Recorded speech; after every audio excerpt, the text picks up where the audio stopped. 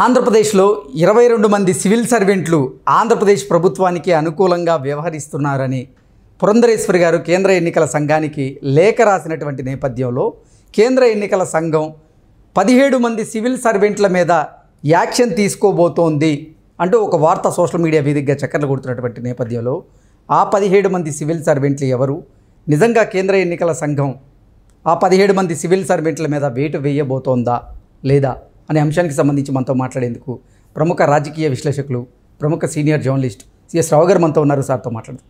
Sir, Purandeswari గారు 22 మంది civil సర్వెంట్ల మీద యాక్షన్ తీసుకోవాల్సిందిగా కేంద్ర ఎన్నికల సంఘానికి లేఖ రాశారు. అయితే కేంద్ర ఎన్నికల సంఘం 17 మంది సివిల్ సర్వెంట్ల మీద యాక్షన్ తీసుకోబోతున్నట్లుగా కూడా ఒక వార్త ఇప్పుడు సోషల్ మీడియాలో చక్కర్లు కొడుతున్న నేపథ్యంలో ఆ 17 మంది సివిల్ సర్వెంట్లు ఎవరు అంటే ఏం చెప్తారు? ఇప్పుడు ఒకటే పురంధరేశ్వరి చేసి రాసినటువంటి లేఖ ఉంది. ఆ లేఖను బేస్ చేసుకుని ఏమైనా చర్యలు తీసుకున్నారు, అసలు ఢిల్లీలో చర్యలు ఏమైనా మొదలయ్యాయా అనేటువంటి ప్రశ్న వేసుకుంటే కనుక ఇప్పుడు తాజాగా వస్తున్నటువంటి సమాచారం ప్రకారం ఏంటంటే 16 మంది ఐపీఎస్లు 17 మంది ఐఏఎస్ల మీద చర్యలు తీసుకున్నట్టు తెలుస్తుంది. సరే, ఆ 16 మంది ఈ 17 మంది మొత్తం 33 మంది. ఈ 33 మందిని అయితే కొంతమందినేమో పోలీస్ పరిశీలకులుగా ఐపీఎస్లు వేసింది, సాధారణ పరిశీలకులుగానేమో ఐఏఎస్లు వేసింది. ఈ 33 మందిలో ఆమె లెటర్ రాసినటువంటి 22 మందో లేకపోతే 21 మంది సివిల్ సర్వెంట్లు ఉన్నారా లేదా అనేది ఆవిడికి తెలియాలి.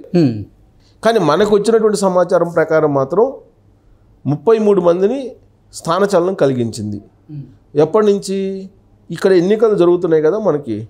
మే 13న పోలింగ్, జూన్ 4న కౌంటింగ్. అవును, మే 13 వరకు వీళ్ళు ఆంధ్రప్రదేశ్లో ఉండకూడదు అనేటువంటి కాన్సెప్ట్లోనే కంప్లైంట్ వెళ్ళింది కదా. దానికన్నా ముందు ఎలక్షన్ ప్రక్రియ నోటిఫికేషన్ ఇచ్చిన తర్వాత నుంచి అసలైనటువంటి ఎలక్షన్ ప్రక్రియ స్టార్ట్ అవుతుంది. సో నోటిఫికేషన్ ఎప్పుడు వస్తుందో ఆ రోజు నుంచి వీళ్ళు లేకుండా చేయాలనేది విపక్షాల కాన్సెప్ట్. అందుకే కంప్లైంట్ చేశారు. ఈ కంప్లైంట్ చేయడానికి కారణం ఏంటి? ప్రధాన కారణం ఏంటంటే ఆంధ్రప్రదేశ్లో ఉండేటువంటి కొంతమంది సివిల్ సర్వెంట్లు ఐఏఎస్లు కానీ ఐపీఎస్లు కానీ జేపీఎస్లుగా వ్యవహరిస్తున్నారు. అంటే జగన్ పోలీస్ సర్వీస్గా మారారు అనేది ఒకటి. వీళ్ళు ప్రైవేట్ సైన్యంగా ఉన్నారు, వీళ్ళు ప్రైవేట్ సైన్యంగా మారారు. దానికి గల కారణం ఏంటంటే ఇప్పటికే నాకు రాత్రి ఒక అతను అత్యంత సన్నిహితంగా ఉంటారు నాకు, ప్లస్ ఫీల్డ్ లెవెల్లో ఎప్పుడు రాజకీయాలకు సంబంధించి ఆసక్తికరంగా పరిశీలిస్తూ ఉంటారు. సో ఆయన నాకు చెప్పింది ఏంటంటే జగన్మోహన్ రెడ్డి ఇప్పటికే పోలీసు వ్యవస్థని తనకు అనుకూలంగా ఎక్కడెక్కడ కావాలో అక్కడ వేసేసుకున్నారు.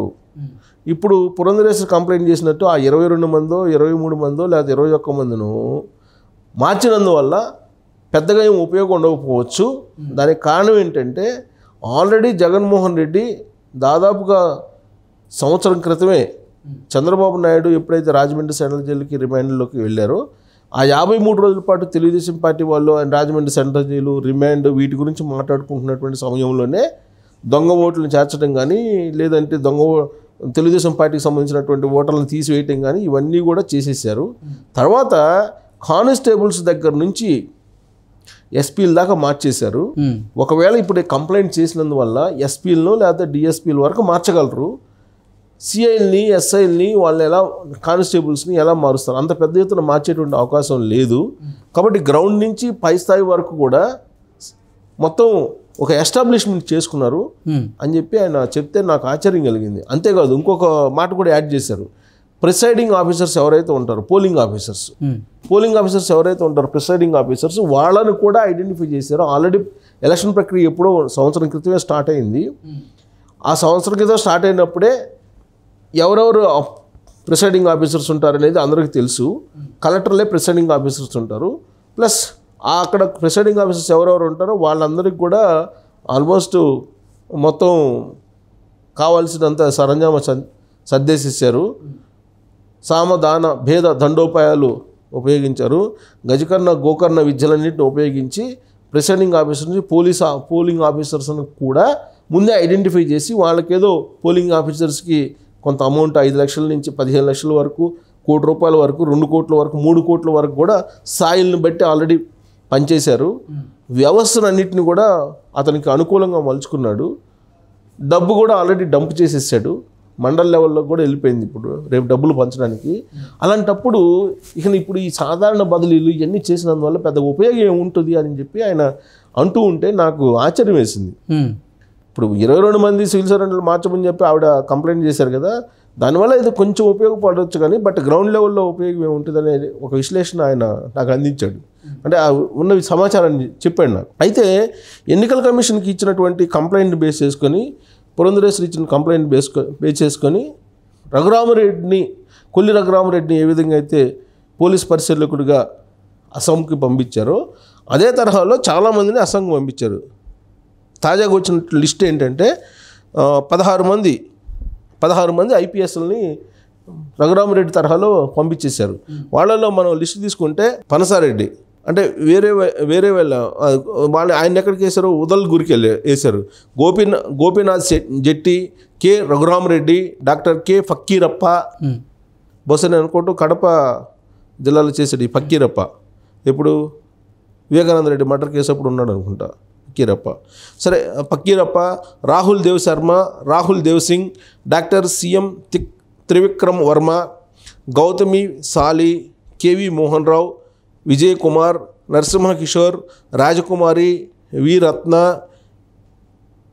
కేఎస్ఎస్వి సుబ్బారెడ్డి, కుమార్ విశ్వజిత్, చిరువోలు శ్రీకాంత్, 16 మంది ఐపీఎస్లు. వీళ్ళని ఇతర రాష్ట్రాలకి వేశారు. ఎప్పటిదాకా వేశారంటే ఏప్రిల్ నుంచి ఆల్మోస్ట్ మే ఎండింగ్ వరకు వేశారు. వివిధ తేదీల వరకు పీరియడ్ ఇస్తూ వీళ్ళని 16 మందిని వేసేసారు. నేను చెప్పినటువంటి ఐపీఎస్లు మొత్తాన్ని వేరే స్టేట్కి అపాయింట్ చేసేసారు already.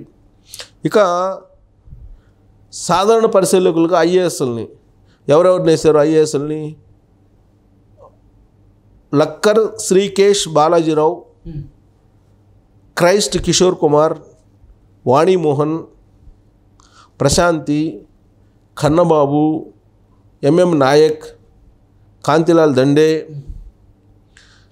Budithi Rajasekhar, A Suryakumari, Gandham Chandrudu, M Hari Jawahar Lal, Sridhar Chitturi, Muddada Ravichandra, M V Seshagiri Babu, Bhaskar Katamaneni, Sridhar Cherukuri, Babu A. వీళ్ళని సాధారణ పరిశీలకులుగా ఐఏఎస్లు 17 మంది. అవును, వీళ్ళని ఆల్రెడీ వేరే స్టేట్లకి పంపించేస్తూ నిర్ణయం తీసుకుంది కేంద్ర ప్రభుత్వం. అంటే పురంధరేశ్వరి ఇచ్చినటువంటి లెటర్ యొక్క ఎఫెక్ట్ స్టార్ట్ అయింది. ప్రాథమికంగా 16 మంది ఐపీఎస్ని మార్చేశారు, 17 మంది ఐఏఎస్ని మార్చేశారు, బదిలీ చేశారు. సో కాబట్టి రాబోయే 2 రోజులు ఇంకా మిగిలింది ఎవరు? మూల స్తంభాలు, మూల విరాట్లు మిగిలారు. ఆ మూల విరాట్ల మీద చర్యలు మరి ఎప్పుడు తీసుకుంటారో చూడాలి. ఆ మూల విరాట్లో వాసుదేవ్ రెడ్డి కూడా ఉన్నాడు, ఎవరు beverage corporation MD.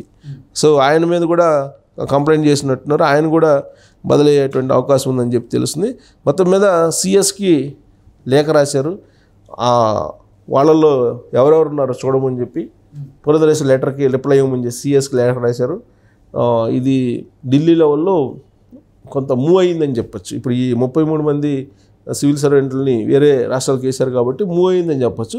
Purandeswari mention చేసినటువంటి 22 మంది 21 మందిలో వీళ్ళు కూడా ఉన్నారేమో అని చూడాలి మనం. Okay sir, thank you so much. Thank you.